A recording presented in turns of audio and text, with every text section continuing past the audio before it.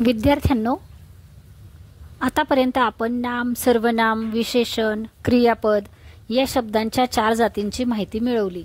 आता आपण क्रिया, विशेषण, अव्यय याविषयी माहिती घेणार आहोत। सर्वप्रथम आपण क्रिया, विशेषण, अव्यय म्हणजे काय हे पाहू। क्रियापदाबद्दल विशेष माहिती सांगणाऱ्या अविकारी शब्दांना क्रिया, विशेषण, अव्यय असे म्हणतात। उदाहरणार्थ पहिलं उदाहरण पहा, ती मुलगी चांगली गाते।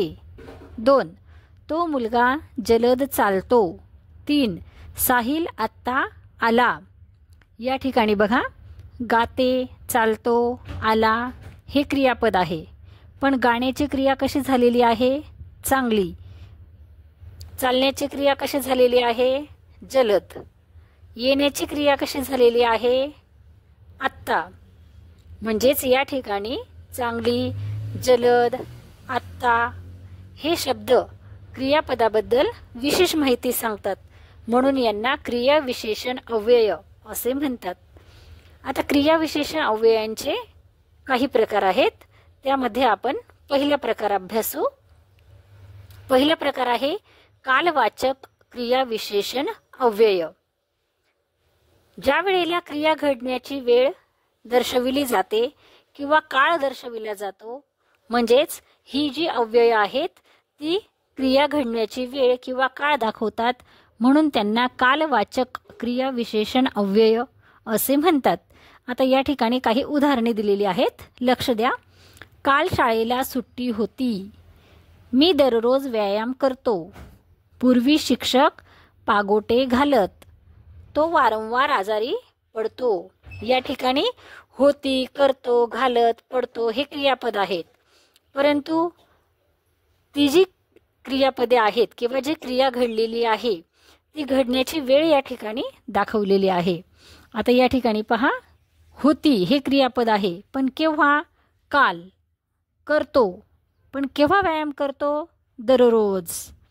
पागोटे घालतो, घालत, केव्हा घालत? पूर्वी। आजारी पडतो, आजारी पडण्याची क्रिया केव्हा घडते? वारंवार।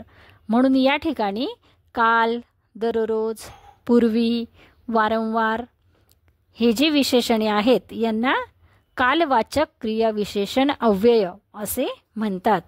यानंतर पुढचा प्रकार आहे स्थलवाचक क्रिया, विशेषण, अव्यय। म्हणजे वाक्यातील क्रिया घडण्याचे स्थळ किंवा ठिकाण दाखविणाऱ्या शब्दांना स्थलवाचक क्रिया, विशेषण, अव्यय असे म्हणतात। या ठिकाणी काही उदाहरणे दिलेली आहेत, पहा। पहिलं उदाहरण आहे परमेश्वर सर्वत्र असतो। 2 तेथे कर माझे जुळती। 3 साप माझ्या समोरून गेला। 4 येथून नदी जवळ आहे। या ठिकाणी स्थळ दाखवलेले आहेत, म्हणजे जी क्रियापदे आहेत त्या क्रियापदांची जी माहिती आहे किंवा जी क्रिया घडलेली आहे ती क्रिया घडण्याचे स्थळ दाखवलेले आहे किंवा ठिकाण दाखवलेले आहे। या ठिकाणी सर्वत्र, तेथे, समोरून, येथून ही स्थलवाचक क्रिया, विशेषणे, अव्यय आहेत। यानंतर पुढचा प्रकार आहे रीतिवाचक क्रिया, विशेषण, अव्यय।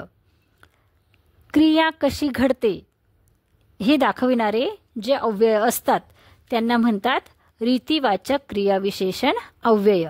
म्हणजे वाक्यातील क्रिया घडण्याची रीत किंवा क्रिया कशी घडते हे यातून दाखविले जाते। या ठिकाणी काही उदाहरणे दिलेली आहेत, पहा। पहिलं उदाहरण आहे रस्त्यातून जाताना सावकाश चालावे। 2 मुलगा गटागटा पाणी पितो। या ठिकाणी चालावे, चालणे, पिणे ह्या ज्या क्रिया आहेत त्या क्रिया कशा घडलेल्या आहेत? चालण्याची क्रिया घडलेली आहे सावकाश। पिण्याची क्रिया घडलेली आहे गटागटा। म्हणजे ती क्रिया कशी घडलेली आहे हे दाखवलेले आहे, म्हणून या ठिकाणी सावकाश, गटागटा ही रीतिवाचक क्रिया, विशेषण, अव्यय आहेत। यानंतर पुढचा प्रकार बघू आपण संख्यावाचक किंवा परिमाणवाचक क्रिया, विशेषण, अव्यय। आता या ठिकाणी पहा, क्रियेचे परिणाम दाखवले जातात किंवा क्रिया किती वेळा घडली हे दाखवणाऱ्या शब्दांना संख्यावाचक, परिमाणवाचक क्रिया, विशेषण, अव्यय असे म्हणतात. म्हणजे क्रिया किती वेळा घडलेली आहे, क्रियेचा परिमाण काय आहे हे दाखविले जाते. उदाहरणार्थ, तुमच्या मुलाला मी अनेकदा बजावले आहे. बजावण्याची क्रिया घडलेली आहे, पण कितीदा? अनेकदा. म्हणून अनेकदा हे क्रियाविशेषण अव्यय आहे. ते गृहस्थ वाचताना नेहमी अडखळतात. अडखळण्याची क्रिया झालेली आहे, पण कितीदा? नेहमी. नेहमी नेहमी ही क्रिया होते, म्हणून नेहमी हे संख्यावाचक क्रियाविशेषण अव्यय आहे. सहलीला गेल्या वेळी आम्ही भरपूर पाणी प्यायलो. पाणी पिण्याची क्रिया झालेली आहे, पण कितीदा? भरपूर वेळेस. म्हणून अनेकदा, नेहमी, भरपूर ही संख्यावाचक आणि परिमाणवाचक क्रियाविशेषण अव्यय आहेत. तर विद्यार्थ्यांनो, आज आपण या ठिकाणी क्रियाविशेषण अव्यय म्हणजे काय हे अभ्यासले. क्रियापदाबद्दल विशेष माहिती सांगणारा शब्द याला म्हणतात क्रियाविशेषण अव्यय. आणि त्याचे आपण प्रकारसुद्धा या ठिकाणी पाहिलेले आहेत. आता मी या ठिकाणी तुम्हाला अभ्यास दिलेला आहे. पुढील उतारा वाचा आणि त्यातील क्रियाविशेषण ओळखा व त्यांचे प्रकार सांगा.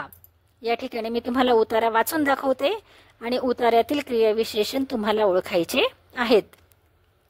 हळूहळू बुद्धिबळाच्या खेळाने मला इतके वेळ लावले की नित्य कर्म करतानाही समोर एखादे मोहरे नसले म्हणजे मला करमत नसले.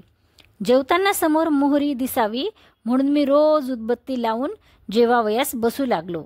कचेरीत जाताना कागदावर ठेवावयास वजन पाहिजेत हे निमित्त पुढे करून एक एक हत्ती घेऊन जाऊ लागलो. इतकेच नाही तर निष्ठांनाही हत्तीच्या सोंडेवर किंवा उंटेच्या मानेवर मान टाकून मी पडू लागलो. या उतार्यामध्ये तुम्हाला क्रियाविशेषण कोणते आहेत ते ओळखायचे आहे. धन्यवाद.